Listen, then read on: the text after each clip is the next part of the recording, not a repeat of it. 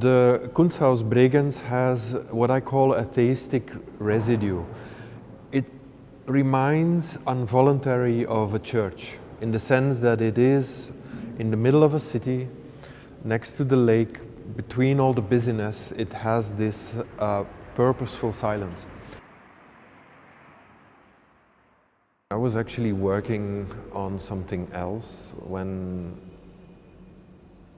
I must have looked at the Jungle Book animation, and from one moment to the other the idea for the pure necessity was born. I was going to empty the Jungle Book film from all human, or as much as possible human aspects, including dialogues, including dance, including the rhythmical structure of the original film. And I was going to bring it back to an aspect of boredom, maybe, a form of realism, which means that necessarily the animals after 60 years are bored to death if they're still alive and they have no more job as an actor, and they would be spending their time in quasi-real time in a jungle or in a zoo.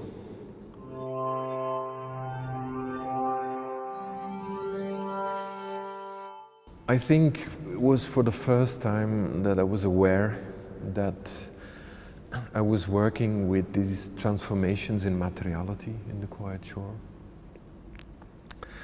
But I used everything that I had learned from the previous works about looking at and being looked back, and not knowing who's actually in the role of the observer and who's in the role of the observed. When you start looking at the Quiet Shore, you are absolutely certain that you are surrounded by photographs, that you're looking at a sequence of, it's quite a coherent image. There's only one thing that goes wrong, is this state of the water by the shore, which is far too quiet for any image. And it is, one could say it is as if the water in the sea has adapted to the state of the photograph. It has become so quiet that it has taken on the shape of ice or a mirror.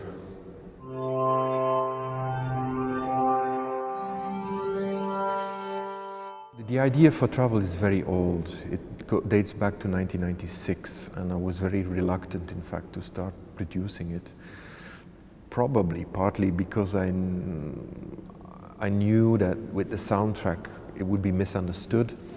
The soundtrack, to be clear, is a therapeutic soundtrack to make people relax and fall asleep.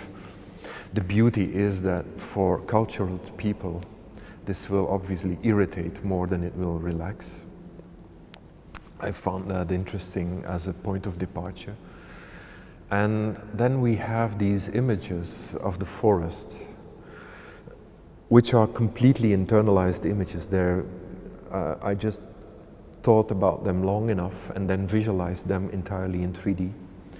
There's nothing happened with the camera in travel. Everything is completely synthetic. So I think the key in travel lies in the fact that what you're seeing appears to be very coherent. It's a simple soundtrack with a simple film built on top of it. It really looks like a music video, but it has no conclusion. It has the opposite of a conclusion. It casts doubt upon every aspect of the film.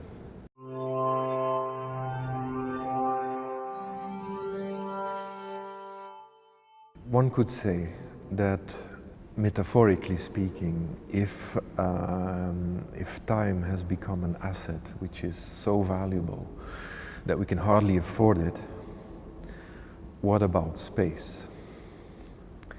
And what does it mean, the real estate of mental space? And when I thought about working or developing a radio piece, a very banal analogy came to me between real estate as capital value and the space in between our two ears. In other words, acoustic real estate. So I set out to look for this technology which we call binaural sound, in which a sound recording happens very similar through the way we would hear. So microphones are being put into a dummy head and they record a 360-degree sound. So I think in radio piece you get a confusion, a profound confusion between acoustic space and real spatial presence.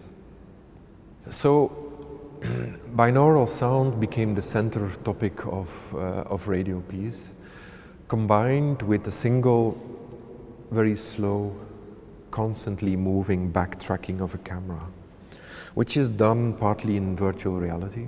It's not actually all filmed. It's really a hybrid between composed images and filmed images.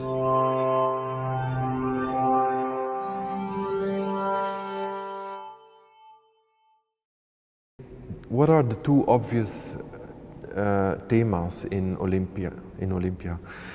One hand, they are the building of the 1930s, which is identified entirely with Nazi Germany, the 1,000 years, obviously.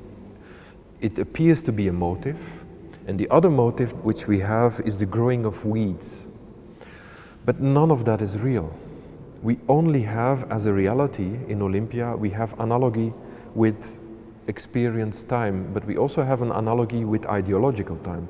But none of it exists. And that's the truth of an image, is that none of it exists. What comes out of it is what I would call a third material, something entirely artificial, but nevertheless aching to connect to your senses. What's actually at stake is that we split the world up into a foreground and a background.